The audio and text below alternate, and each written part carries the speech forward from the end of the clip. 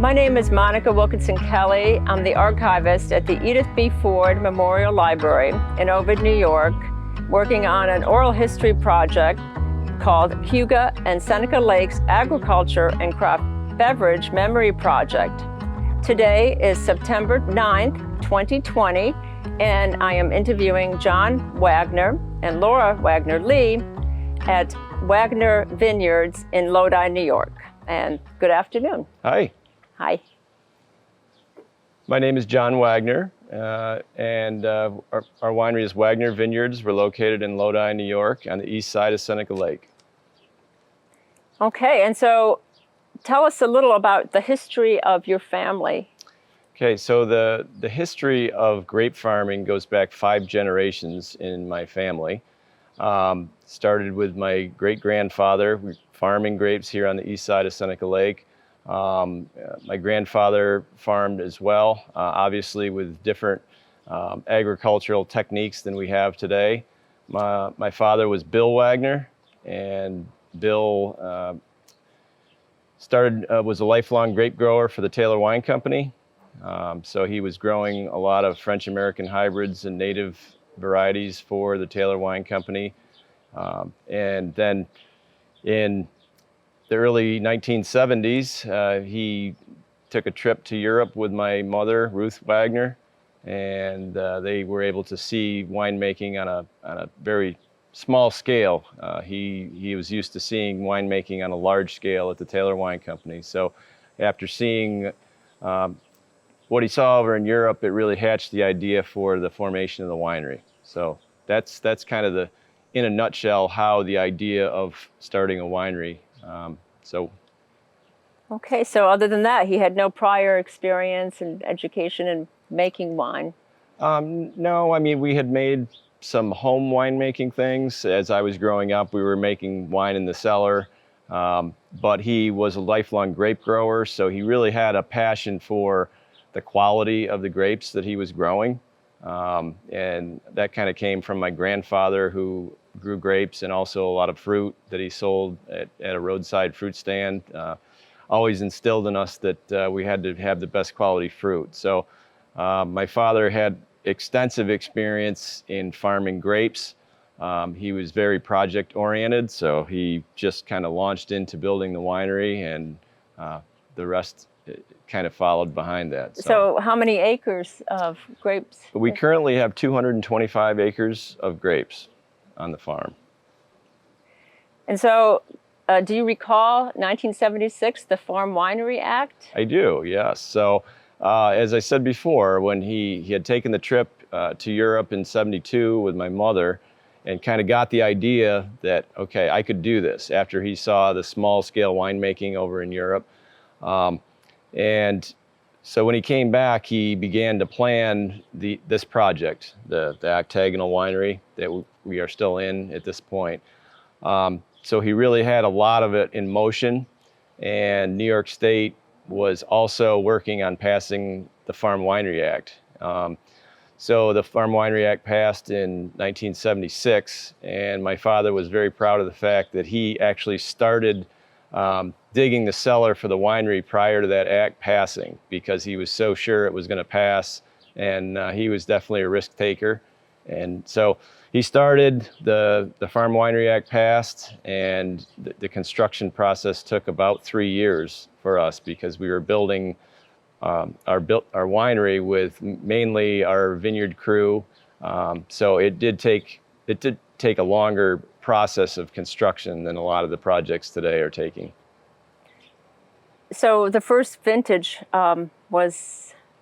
1978 was our first vintage. So, and then we opened in June of 1979. And so what, can you name some of the grapes that you have growing? Yeah, so we've primarily, since we opened in '79, at that point we were making wine out of the grapes that we had planted for the Taylor Wine Company, so mainly French American hybrids. So since that date, we've been open about just over 40 years now. It's been a steady march toward planting more vinifera varieties, which are the traditional European varieties. So In 1978, we planted our first planting of Riesling, so that's about 42 years ago. And we also planted Chardonnay and Gewürztraminer quite early. And then that was followed by Pinot Noir, Cabernet Franc, Cabernet Sauvignon, and Merlot. So we had most of those vinifera varieties planted in fairly even quantities. And after about 15 years of making wines from those vinifera varieties, we really honed in on Riesling as the signature variety of the Finger Lakes, and one that we could do consistently from vintage to vintage. So we really began to expand our acreage on that one particular variety. So that comprises about 30% of what we grow now. And all of your wines are from estate-produced grapes? They are, yes. We're called an estate bottled winery. So every single bottle of wine that you pick up from here is made 100% from grapes that we grow on our farm here. And we're very proud of that fact. And I mean, that's great wines are made out in the vineyard. And we think that over the course of that history of 5 generations of growing grapes, that we've really come up with some techniques and a level of quality control that really shows in our wines. So do you have any idea how many cases you produced the first year your dad produced? Well, I mean, he started out a little, pretty fairly large scale. Currently, we're producing about 30,000 cases a year, but he was probably close to 20,000 right from the get-go. But they were much different varieties of grapes back then. So like I said, first vintages were French American hybrids, and we still do use some hybrids. We make a few hybrid varietals still. We use Melody, Cayuga, and Vignole and Vidal we still make. But primarily we have focused on vinifera production, which definitely has more name recognition as we expand distribution outside of New York State and into other states and other countries. The vinifera varieties definitely have better name recognition and are recognized as producing superior wines as well. Okay, so what can you say about Seneca Lake? What makes it special for growing grapes? So here in Lodi, we are on the east side of Seneca Lake. It is the deepest one of the Finger Lakes. It holds about half the capacity of the other 10 Finger Lakes combined. It is that large body of water and the depth of it, it's 640 feet deep, and the deepest point is right in front of our farm. So about where we are looking out there in the lake is the deepest point. The fact that it is so deep it causes it not to freeze. The last time it froze was 1912. So as the water on the surface gets cold in the wintertime, the cold water, I think 39 degrees is the most dense of water. So that sinks to the bottom. So the whole lake has to get to 39 degrees Fahrenheit before the top can get to 32 and freeze. So that characteristic leaves Seneca Lake open water throughout almost every winter. We have satellite footage from 2015 that shows all the Finger Lakes frozen except for Seneca Lake, and the very center portion of Cayuga is open water. So that open water, and we get a prevailing northwest wind coming across Seneca Lake, that gives us a little bit of a bump in temperatures, in winter low temperatures here on the east side of Seneca Lake. So it's a moderating effect, and that enables us to grow vinifera varieties consistently, where in other parts where the winter low dips cooler, there would be more bud damage and there could be no crop on certain varieties. So that open water in the wintertime is key to us being able to grow the varieties of grapes we're growing here. And it also provides temperature moderation in the spring. It delays bud break, and delayed bud break is good because the later your buds break, they might escape a spring frost. And then again in the fall, we like it because cooler nights preserve acidity in our grapes. So it is essential to us growing grapes here. So that's what, when people talk about the microclimate, that's what they're Yeah, talking I about? mean, definitely we get there's a sliver of land here from Lodi to Hector on the east side of Seneca Lake that's called the Banana Belt, and it's kind of narrow band of land that's on the very close to the lakeshore, and it just does get more growing degree days during the growing season, and just the winter lows are not quite as low as they are in other parts of the Finger Lakes. So. Okay, so describe the level of physical work. What is it like to be working in a winery 365 days a year, I'm guessing? Yeah, it's not what everybody thinks it is, and I think the perception is that we are tasting wine every day and a lot of wine consumption, and it really is a lot of work. I mean, the fact that we start out in the vineyard and we plant grapevines, 1 foot long grapevines in the ground. It's 3 years of tending those vines and building the trellis before we get any fruit off those vineyards. There is year-round work in the vineyard, which people kind of think, well, what do you do in the wintertime? Well, in the wintertime, we have to prune all the vines. So it is year-round work out there. We're just entering in to harvest. So we're in the first week of September here. So we've been picking for a couple of weeks. So harvest runs for a little over 2 months in the fall. Pretty hectic time because all those grapes that we've spent all year growing, we've got to get them in a timely fashion. So a lot of sampling out there, getting the chemistry right in the fruit, and a lot of tasting those grapes, getting the flavors that we want. And then we brought grapes into the winery today for the first time. So long days and long nights, but no, it's a lot of fun, and you've got to have a passion for it to do it. So do you also do the chemistry and winemaking with? So Laura's son Kevin Lee is a co-winemaker with Jess Johnson, and those guys do the chemistry on all the juice samples, and they excel at the winemaking part of it. So my background is I went away to school and got a mechanical engineering degree, and then came back, and I run the farm and am the general manager of the operation, but definitely cede the winemaking capacity to them, and that's their level of expertise in that area that is great.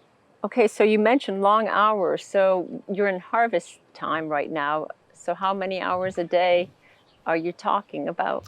Well, we do a lot of night harvesting. So, I mean, we're going to be into our vinifera varieties quite soon, and we like to pick them cool. So we might start at 2 o'clock in the morning, pick at night when everything is cool, and those days oftentimes run through a regular normal work day, and we like to get everybody out of here before dark if possible. So, I mean, yeah, we have some very long days, 14, 16-hour days. We try not to do that very often, just so that we can keep our staff crisp and not wear everybody out. But occasionally we have some extremely long days. Okay, so describe what makes Wagner Vineyards different from the other wineries here. Well, I think one of our things that we have is the estate bottled fruit. We have the level of control over every single one of the viticultural practices we do in the vineyard.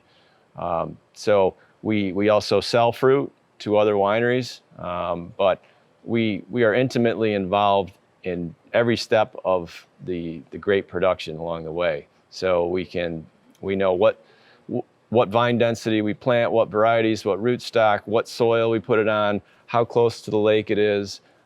So that level of control throughout the growing season, really, I mean, we feel we are growing the best fruit that we can grow in the Finger Lakes. And when you start with excellent quality fruit, you can make some pretty fantastic wines out of it.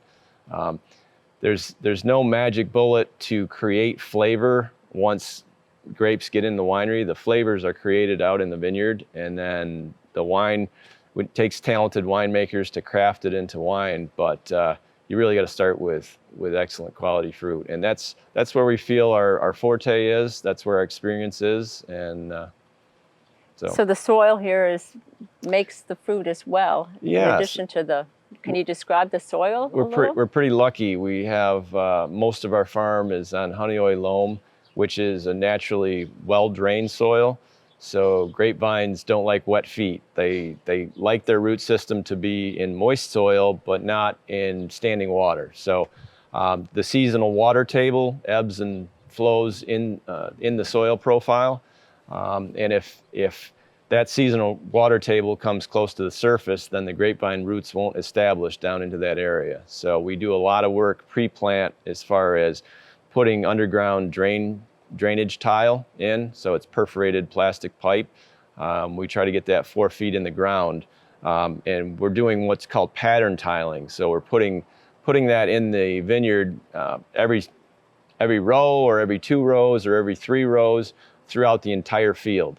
And that is extremely good at lowering the seasonal water table down to the level of the tile, and that allows the grapevines to establish their roots to that depth.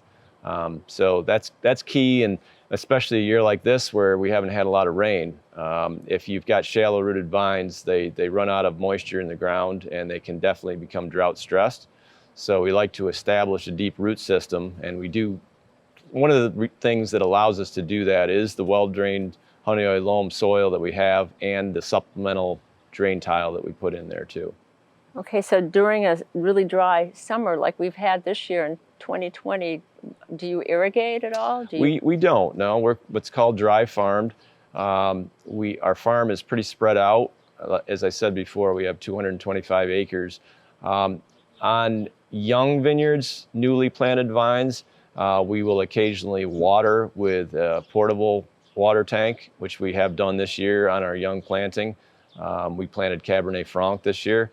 But once the vines are established, we're really trying to get that deep root system, and we don't irrigate once we get the vines established. So can you describe any New York State incentives that have helped you along the way? Any particular? Well, I mean, definitely the Farm Winery Act was really the key act that really launched the whole entire thing, because it allowed growers to get involved in the wine business. And the key change was the license fee was obviously less expensive, but even more important than that was the fact that we could sell retail as well as wholesale.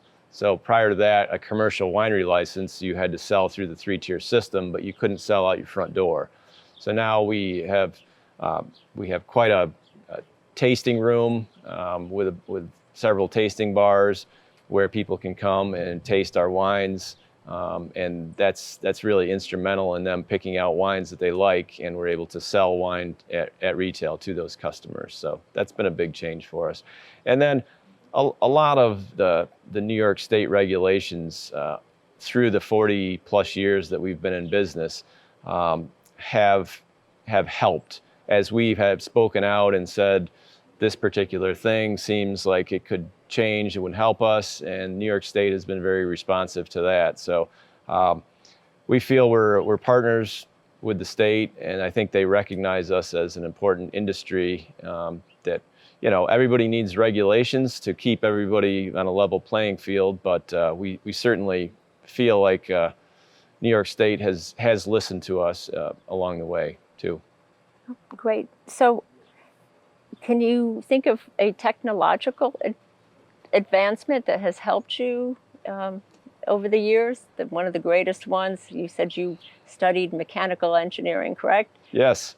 So, I mean, I could name off quite a few technological advances that have really changed us. I mean, on the vineyard side of things, I mean, we have when I look back at the equipment that my father and grandfather were farming with, my grandfather was farming with horses. And now we have 90 horsepower tractors with cabs that are air conditioned, and we could keep our employees comfortable and working long hours. Those powerful pieces of equipment can run hydraulic things. We have automated leaf removal. We remove the leaves in the fruit zone for better quality fruit. And so all those pieces of equipment that didn't exist back 50 years ago that we have now. And then moving into harvest, obviously the mechanical grape harvester, which was developed in the 70s through actually New York State, and Cornell was instrumental in working with some growers out in Western New York, and the mechanical grape harvester was developed in New York State. So that was a key thing where like 98% of the fruit in New York State is mechanically harvested now, which really allows us to harvest when conditions are perfect. So we're able to get the fruit in at the right temperature, and that really makes better quality wine. On the winemaking side of things, pneumatic presses. We started out in our first vintage was 78, and we purchased old discarded equipment from other wineries. We started with a screw press, and a screw press is a mechanical auger that presses the grapes against themselves, but it's very aggressive. It smashes seeds and it grinds up skins and things, gets a lot of things into the wine that you don't want. So my father was one of the early adopters of pneumatic presses. So we now press grapes with an air bladder inside of a stainless tank. So the air bladder inflates and presses the skins and the berries very gently against the side of the slotted side of the tank.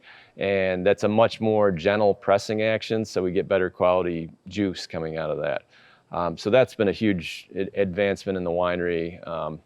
And just advancements all the way along the way. Refrigerated tanks. We started out with very low-tech tanks, and we've now got custom-built tanks in the entire winery. So we can control the temperatures of all the fermentations from the winemaking lab. So it's just, we've got to have good equipment. So we look for technological advances that are out there, and we're always looking to adopt things that can help us do better quality. State-of-the-art bottling line. The equipment really has come a long way.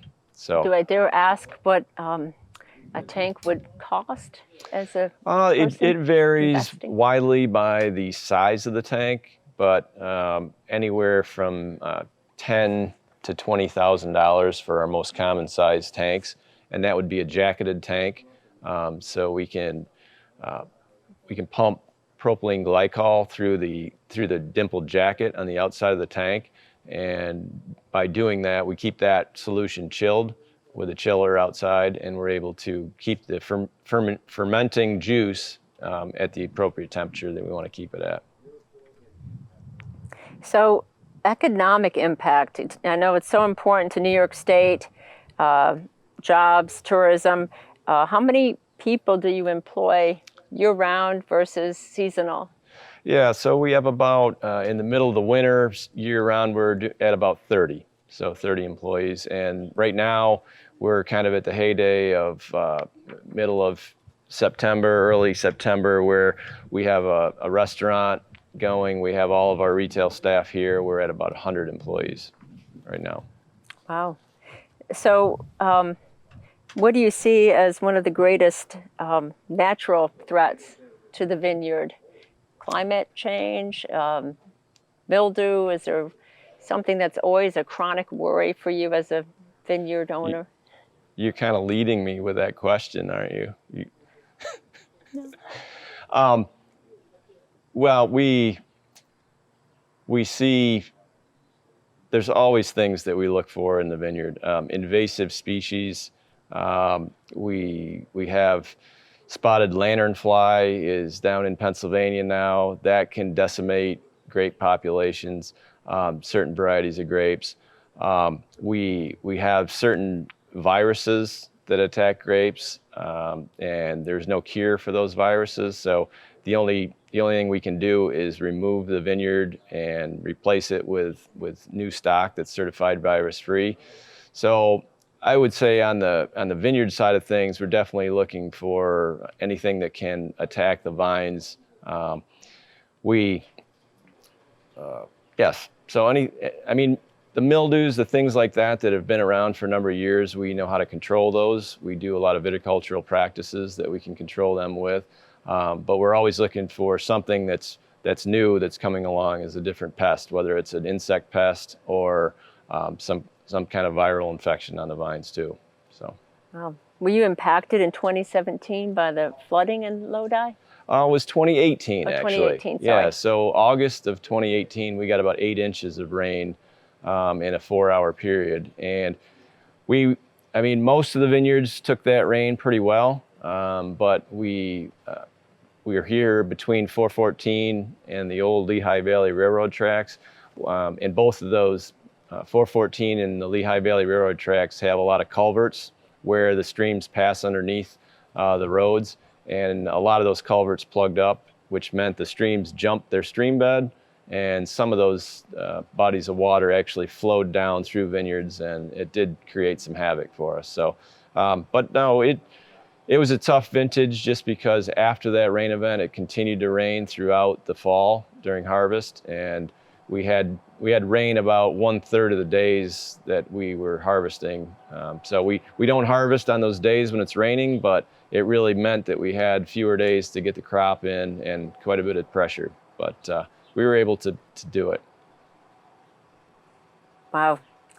So it's an ever-changing public market and market tastes. How do you deal with that? Are you always thinking of a new blend or something that would appeal to everybody? Because that's what's so great, I think, about New York State wines, is that there's something for everyone. Yeah, we're being estate bottled, we're a little less flexible than people that would buy the fruit from another place, because like I said, we are planting these vineyards and they're in the ground for 40 or 50 years. So we have this variety of fruit planted.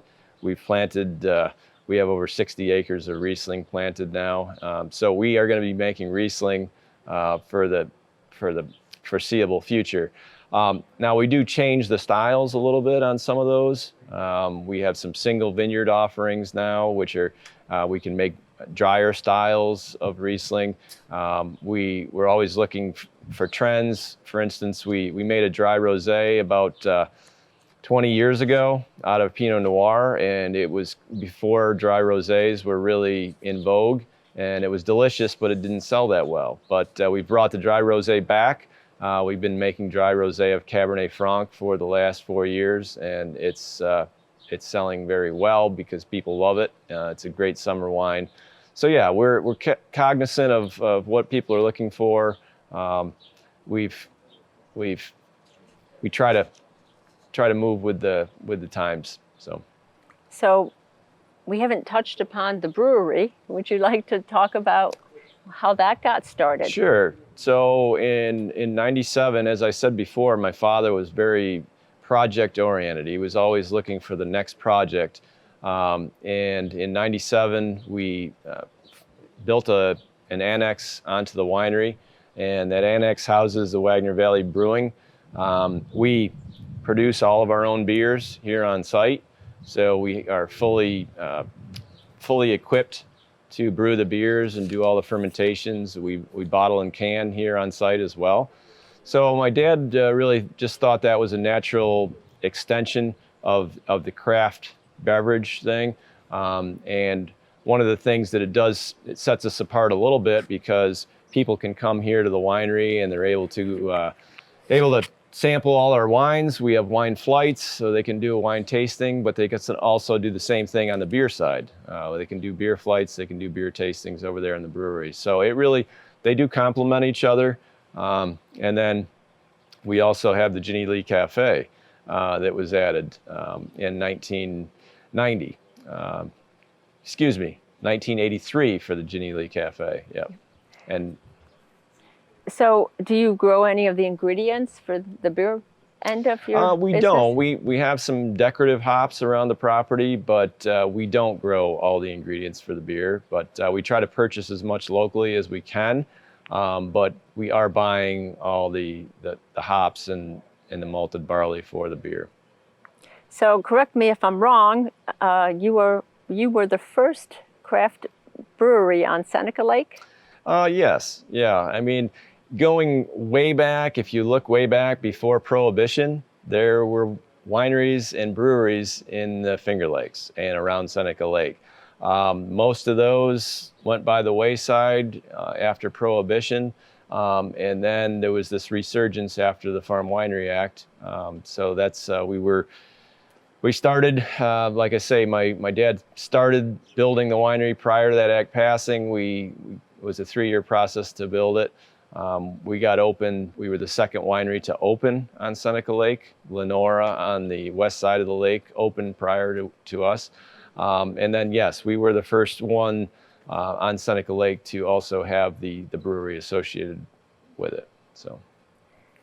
Yeah, I think I read that your dad designed the building, this very unique building. Yeah, he liked to design everything. He designed the picnic tables that we're sitting next to. He designed the furniture at the cafe. He designed the building that houses the winery. So that original octagon that we built still houses the main part of our winery. So it's a very unique building. It's a little difficult for us to add on to because of its unique shape, and we really want to maintain the look of it. It is our logo as well on our label. So we try to keep the customer-facing portion of that building consistent as it was originally. So how has COVID-19 affected your business?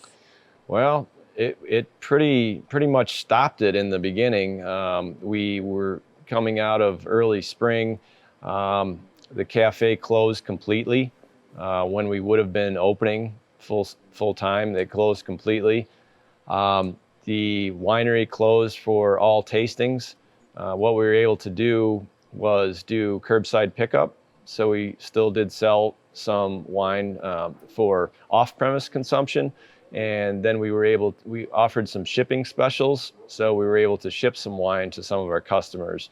But we weren't able to do any on-premise at that point.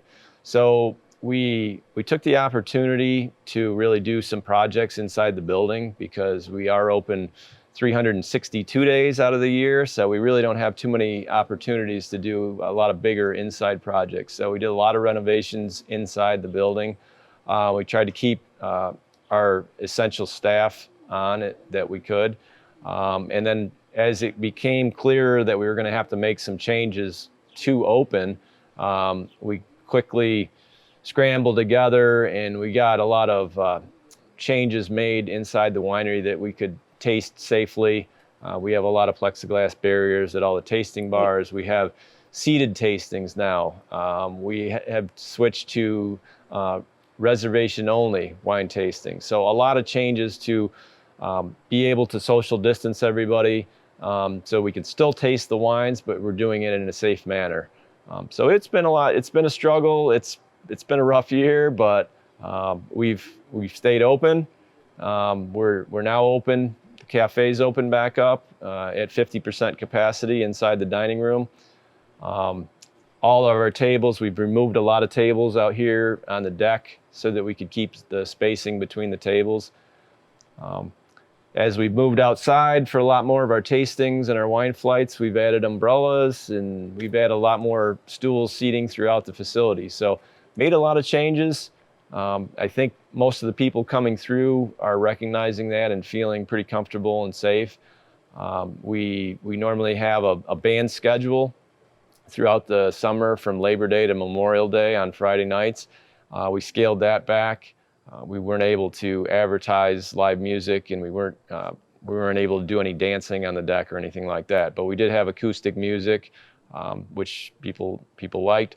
All of our tastings now are accompanied by food, which was a change that New York State mandated for us to open up. So there was a lot of rule changes and we didn't have a lot of notice on some of them, but we did the best we could, and I think we're doing a pretty good job in being 100% compliant on those things. I know Friday night on the decks at Wagner's is a classic going back many years.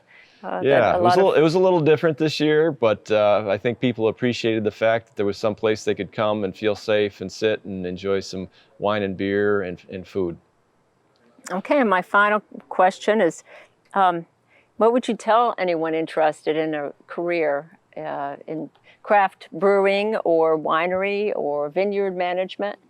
I guess my best advice would be to try to find a place where you could work at that particular job in that field for a little while, and not go in blind with kind of a romantic notion of what it is, but really, if you go and work at a place and you love it and you have a passion for it, then pursue it however need be, whether you need education to pursue it or job training, on the job training, but really immersing yourself in it first to really see if you love it or you love the idea of it, because it is a lot of work.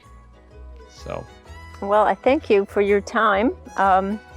Again, this is John Wagner of Wagner Vineyards and Wagner Valley Brewery. And today is September 9, 2020, and that concludes our interview. Thank you for your time. Thank you.